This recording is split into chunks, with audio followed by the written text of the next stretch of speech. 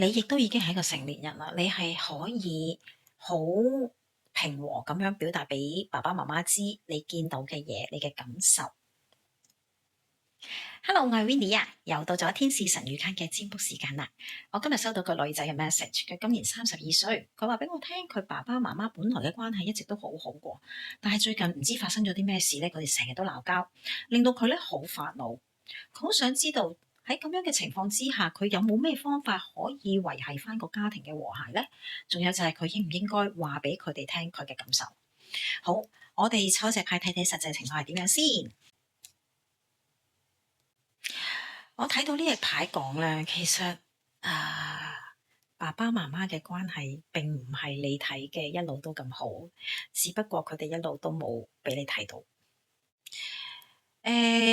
我理解到嘅就係可能佢哋已經覺得，而家嘅你已經係一個成年人啦，佢哋亦都唔需要再隱瞞，所以就會有你而家見到嘅情況出現咯。好，我哋抽一個意見牌睇一睇。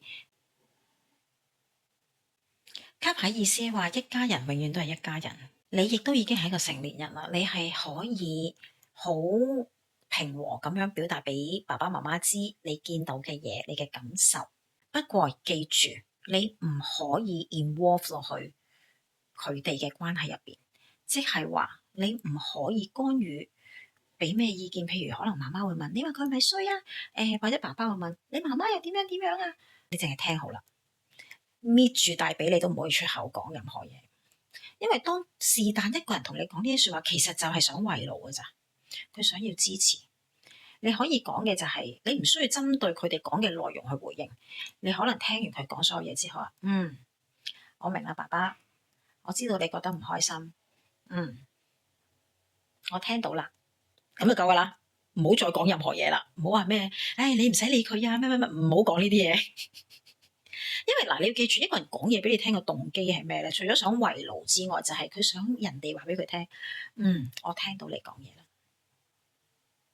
我哋每個人都想人哋話俾我哋聽，人哋聽到我講嘢，我聽到你講嘢，我接收到你嘅信息啦。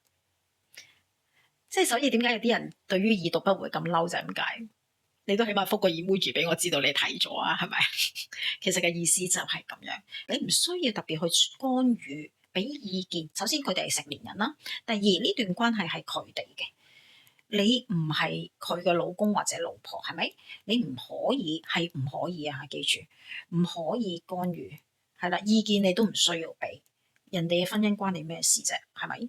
唔需要，你只需要記住，你做女，你係女兒。我完整講一次嗰個回應方法啦。爸爸，我聽到你講嘅嘢啦。我知道啦。無論如何點都好，我永遠都係你個女嚟嘅。你做任何嘅決定，我都尊重你。夠啦，係咁多，夠噶啦。咁樣佢再重複講任何嘢，你覺得佢咪媽媽點樣點？爸爸我聽到噶啦。如果佢不斷去講，你會 feel 到佢想圍爐嘛？你就直接講，爸爸或者媽媽，我明白你同媽媽之間可能而家有一啲衝突。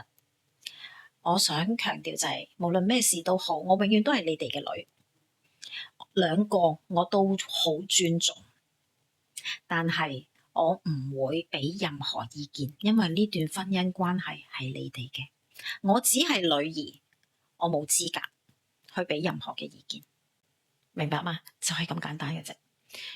但係課題啊嘛，你要遇到最難嘅嘢就係咩？就係你會不其然會覺得係啦，爸爸唔啱，媽咪真係唔好啊！你會不其然會俾咗 judgment 落去嘅。呢啲就係我哋要學嘅嘢啦。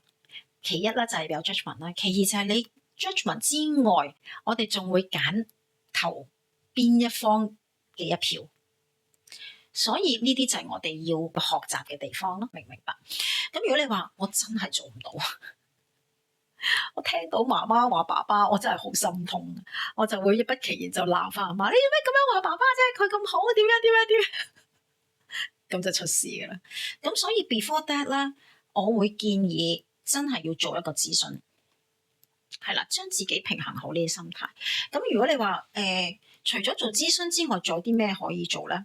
就係將我剛才講嗰啲説話，即係我話你同爸爸講嘅説話啦，係啦，做書寫練習，不斷寫，不斷寫，不斷寫，不斷寫，寫到自己覺得純熟啦。因為其實點解我哋會你以為自己講唔到咧？因為你從來都冇講過嘛。